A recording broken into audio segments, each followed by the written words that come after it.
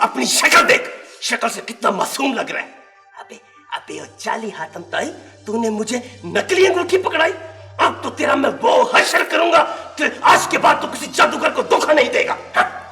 जादूगर भाई मुझे माफ कर दो, मैंने कुछ नहीं किया, मुझे बड़ा कर दो जादूगर भाई। तूने कुछ नहीं किया, अब तो तुझे मैं इस डब्बे में करूंगा बंद और ऊपर से सिरका, लीमू और काली मिर्च डाल के तेरा बनाऊंगा अचार। हाँ?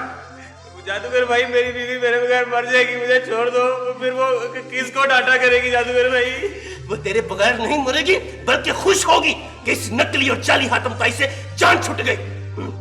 अच्छा, तो वो तेरे बगैर मर जाएगी ना, तो कोई बात नहीं, मैं उसे भी यहीं पर ले आता हूँ और उसको भी छोटा करके मैं डब्बे में बंद कर दूंगा।